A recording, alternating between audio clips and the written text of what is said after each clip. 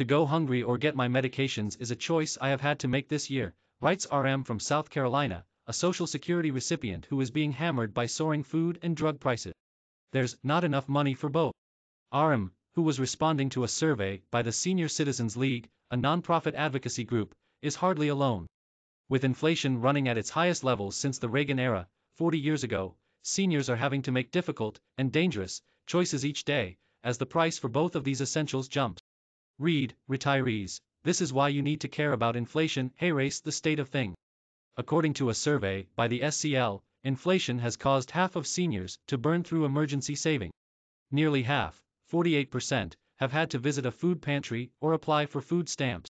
More than 2 in 5, 44%, have run up credit card debt to get by, trading rip-off interest rate payments tomorrow so they can have food and meds today. And 23% need help with their energy bill. It is a very painful time. I was shocked at the rise in numbers of people reporting they had applied for SNAP or visited a food pantry, SCL policy analyst Mary Johnson tells me. The percentage reporting they have done so doubled from our October survey. The latest survey included some 1,800 Social Security recipients, most of whom said food was the fastest rising category over the past 12 months. This should not be happening, Johnson says. It's a terrible thing to watch those numbers tick upward, knowing this big jump in food insecurity occurred during the Thanksgiving and Christmas holidays. Social Security recipients got a 5.9% cost of living adjustment this year, but the Labor Department said last week that the closely watched Consumer Price Index rose at a 7.5% pace in January. Which means Social Security recipients, despite that 5.9% bump, are already losing ground. Many economists think that until the global pandemic is brought under control, supply chains in the United States and abroad will continue to be stressed.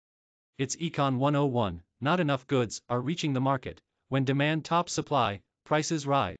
It's difficult to overstate just how important food stamps are to tens of millions of Americans. Dating back to 1933, when President Franklin D. Roosevelt launched what is today known as the SNAP program, which helps keep nearly 41 million Americans fed. But SNAP is just one federal program that's available to help hungry seniors. Here are some others. The Child and Adult Care Food Program provides reimbursements for nutritious meals and snacks for adults over the age of 60 or living with a disability and enrolled in daycare facility. The Senior Farmers Market Nutrition Program is designed to provide low-income seniors with access to locally grown fruits, vegetables, honey and herbs, increase the domestic consumption of agricultural commodities through farmers markets, roadside stands, and community-supported agricultural programs. The Commodity Supplemental Food Program works to improve the health of low-income persons at least 60 years of age by supplementing their diets with nutritious USDA food. In terms of private sector assistance, I'm sure you know about Meals on Wheels. There's a box where you enter your zip code, which will take you to a local provider. For any older American reading this article who worries about getting enough to eat, please look into these programs and share them with friends and neighbors. In the United States, the so-called land of plenty, it is outrageous that anyone has to worry about something as basic and essential as food. Meanwhile, what about drug prices? Pharmaceutical companies raised wholesale prices on more than 450 prescription medicines by a median 4.9% to start the year, reports Kaiser Health News. Median, of course, means that half of those increases were more than that, half less. That 4.9% is about what price hikes have been for the past several years, Kaiser adds. One drug alone tells the painful story here, insulin. Last year, diabetes deaths topped 100,000 in the U.S. for the second year in a row, a number likely to soar in the years ahead, given that more than 100 million Americans are either diabetic or prediabetic. Insulin is a lifesaver for those who can afford it.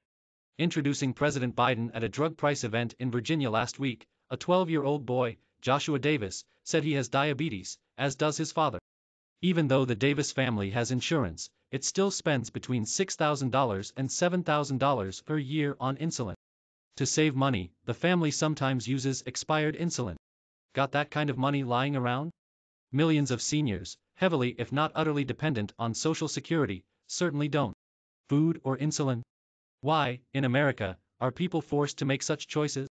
At that Virginia event, Biden repeated one of his goals, to cap insulin costs at $35 per month, per person. That would lower the Davis family's annual insulin spend to $840, a huge saving.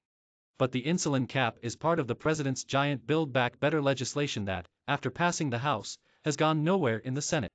The White House is weighing breaking up BBB into smaller parts. A cap on insulin prices is such an urgent, and literally life-saving, matter, that it should be a standalone piece of legislation. The drug lobby would fight it, as they do every cost-cutting measure. I say create a separate bill, and let's force members of Congress vote, on the record, for whom they support, constituents who need cheaper, life-saving drugs, or pharmaceutical companies, who contribute millions to keep those lawmakers in power.